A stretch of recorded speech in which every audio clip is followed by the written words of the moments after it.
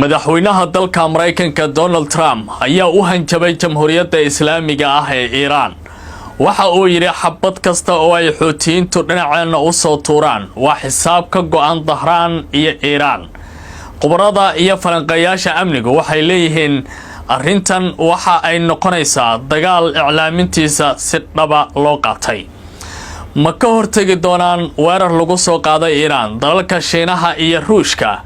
marka la fiiriyo isbedelada waaweyn ee adduunka ka dhacaya Trumpna ma ku dhici karaya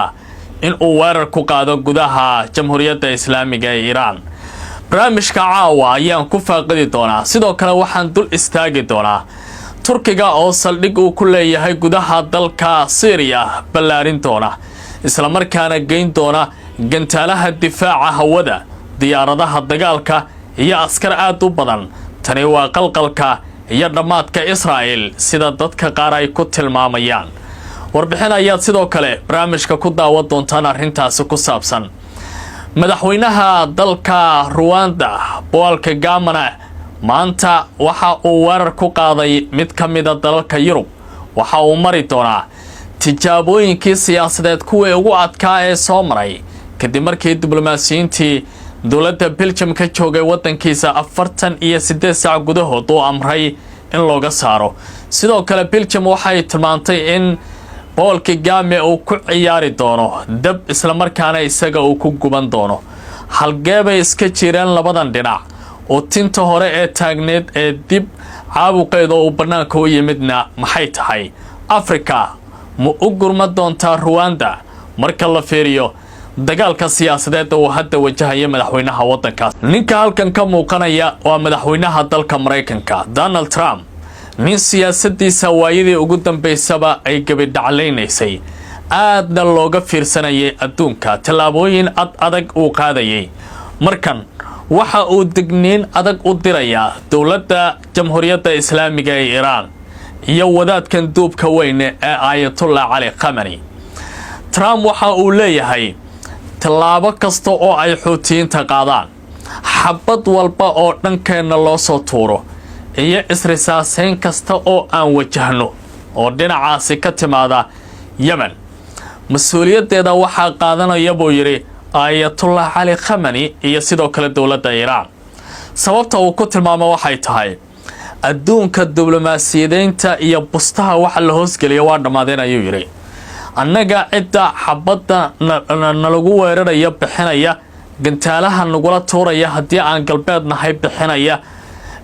iyo waliba talaabooyinka ay kooxdan qaadaysa gadaal ka taagan iska indhatirimayna buu yiri oo Dahraan ayaa laga soo abaabulaa sidaa daraadeed waxaynu uga jawaabaynaa maska in madaxa laga dilo macnaheedu waxay tahay Iran ayaan tallaabo ka qaadaynaa haddaba maalmihii ugu dambeeyay Trump waxa uu aad u soo saaray warar kala duwan dhawaana waxa uu dhambaal u dhiibay la taliyaha boqorka wadanka Imaaraadka Carabta kaas oo yiri dhambaalkan iga qabo ku sallim ninkii ahaa Ayatollah Ali Khamenei waxaad ku tiraahdaa laba farood ayaan ku taagaynaa oo kaliya mid saddexaadi ma wehliso waxayna kala yihiin kow in aad nuclear meel iska dhigto iyo bacrimintiisa oo aad Mareykanka iyo reer galbeedka wada hadal la gasho haddii aad taadiido adeerin xaniiyale oo dagaal galaya noqo sidaas ayaa lagu yiri warka dhinaca Imaaraadka laga helayo ee Iran lagu salimay laakiin maanta Trump isagoo caraysana waxa uu leeyahay annaga Xuutiyiinta na weeraraya ee xalay sheegay Truman markabka xaamilu daa'irad ah ama diyaaradaha xambaara ee la weeraray ee ninkii Yaxya Sariic ahaa oo sheegtay gantaalaha Yemen laguma sameyn ee cidda gantaalaha bixisay ayaana weerartay ayuu leeyahay Trump oo macnaheedu yahay Ayatollah Ali Khamenei ayaa arrintan ka dambeeya waxba isku muuqanaya markii xaaladdu halkan taagan tahay oo waxay u eg tahay gacan ka hadal degdega inuu iman karo haddaba wargeysida waaweyn ka faalloonaya arrimaha juqraafi siyaasadeedka caalamka isbedelada dhacaya shiftiyadan kala duwan ee caalamka uu wajahayo dood ayaa daba taagan oo la leeyahay maadaama Iran ay xulufo iyo bahwadaag la ahayd Shiinaha iyo sidoo kale dalka Ruushka iyagu suuragal ma tahay in arrintaasi ay wax iska yiraahdaan khubarada qaar waxay leeyihiin inkasta oo aysan suuragal noqon doonin in dagaalku ay si dhaba haddii Mareykanka uu tallaabo qaado ay ku biiraan oo ciidamada Ruushka iyo kuwa China ay dagaalka qayb ka noqdaan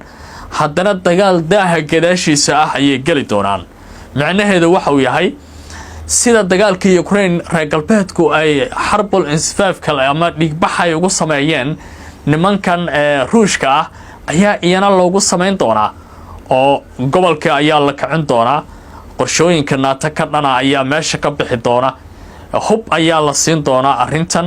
kadib nimanka la Iran kadibna xaaladdu way dhabqi doontaa waxayna noqon doontaa mid aan la mahadin oo meel weyn gaarta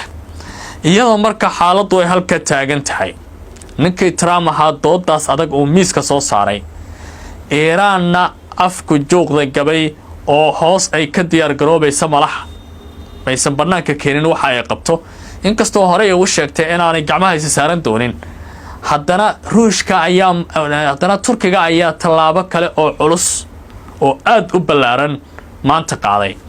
saldhig uu ku lahaa gudaha wadanka Syria ayaa waxa uu yiri waxaan ka dhigayaa saldhig weyn oo istiraatiiji ah oo arrimaha ciidamada loo isticmaalo waxa halka la geyn doonaa buu yiri diyaaradaha dagaalka kuwa ugu hormarsanaa ee Turkiga gacanta uu ku hayo dabaabaad culusna waa la geyn doonaa taangiya adag ee difaaca cirkana waa la dhigi doonaa inta kuba kan marka Erdogan waxa uu leeyahay saldhigan wuxuu noqon doonaa mid la wada isticmaalo oo nimanka la yiraahdo Syria Ahmed Sharc dawladdiisa iyo sidoo kale dhinacan kale ay wada isticmaali doonaan qorshahan waxa uu ka dhigan yahay saddex arrin haddii Iran ay hub hesho maadaama ay dagaal gali karayso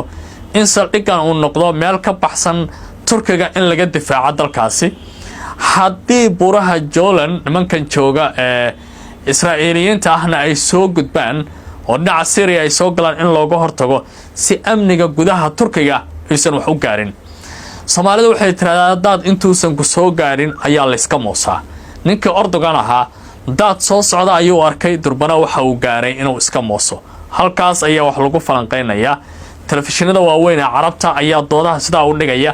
taxliilayaasha arrimaha dagaalka iyo istiraatiijistayaasha ayaa caawa sidaas wax u dhigaya laakiin Erdogan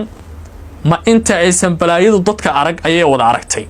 maadaama raggii gobolka goonida ah joogay ee Syria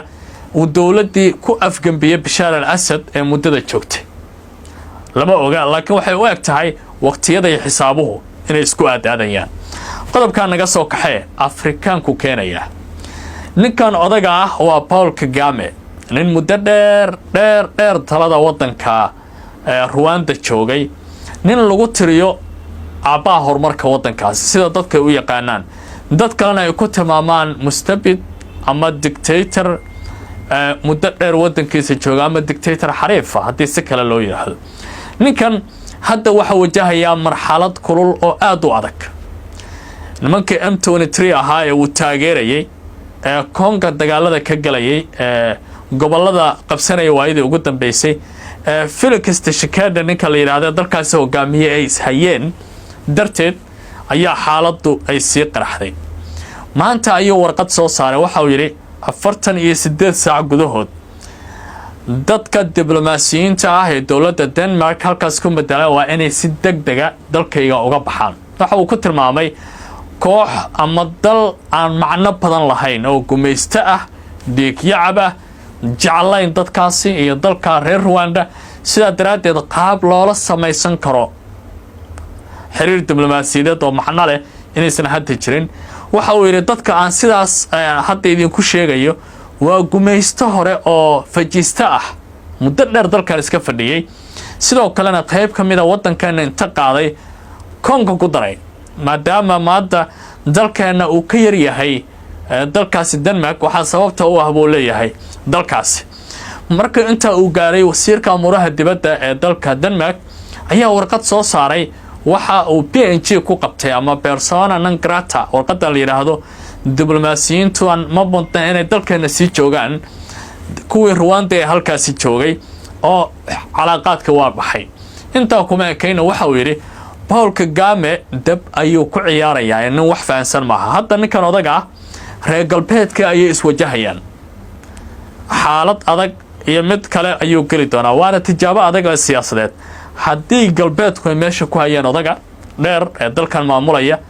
isagaa sii joogi doona oo waa bixi doonaan idhaahdee haddiise nin xaniyihiisa ku joogay dadkiisana haysta uu yahay waa sii joogi doonaa inkastoo oo mucaaradku ay cabursan yihiin su-aal baa taagan dalalka Afrika qudhooda qaaradan jooga tijaabay mari doonaan haddii ay ninkaasi badbaadiyaanna waxay noqon doontaa qaaradda mid soo kacday oo mustaqbal leh haddii soortooda lagu qaato